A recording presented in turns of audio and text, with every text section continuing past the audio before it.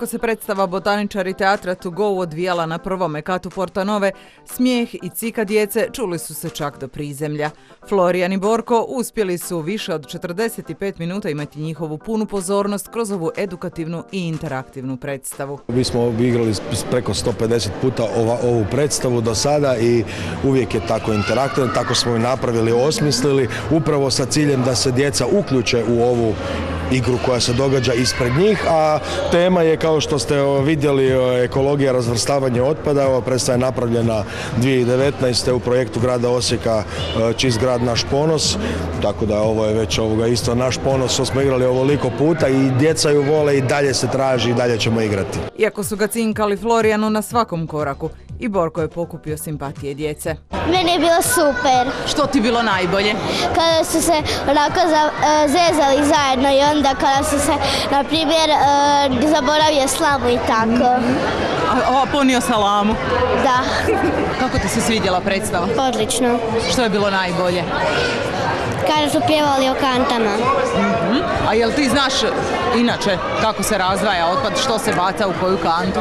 Da. Gdje si to naučila? Pa naučila sam o njima.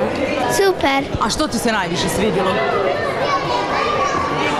Jel možeš nešto izdvojiti ili ti je baš cijela predstava super? Cijela. A ko je smiješniji, Borko ili Florijan? Borko. Smotan je, jel da? Pa dobro je bilo. Što ti je bilo najzabavnije? Pa nisam sve stigla vidjeti. A je li bilo smiješno? Borko malo smotan? Da.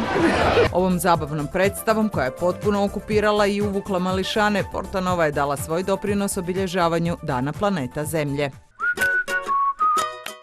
A dok su se u subotu mališani zabavljali na prvome katu, odrasli su imali priliku besplatno izmjeriti krvni tlak, šećer u krvi te napraviti jednokanalni EKG.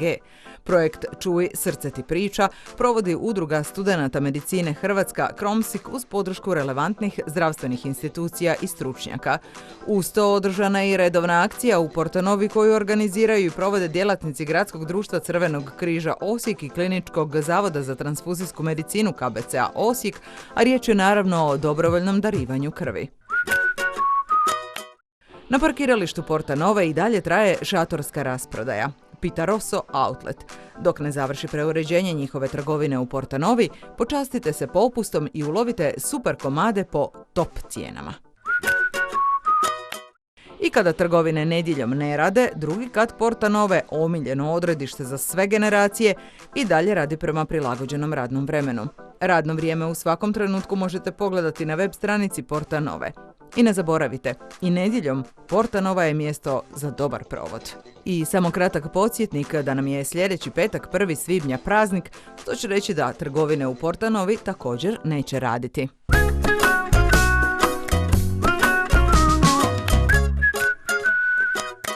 Na samome kraju bacit ćemo vam jednu malu bubu u uho za nešto što vas očekuje u svibnju. Vrijeme je da pripreme započnu, jer u Portanovu se vraća najljepše, najslađe i najzabavnije natjecanje na svijetu. Natjecanje beba u puzanju. Više o terminu natjecanja, kategorijama, prijavama, nagradama u sljedećim emisijama.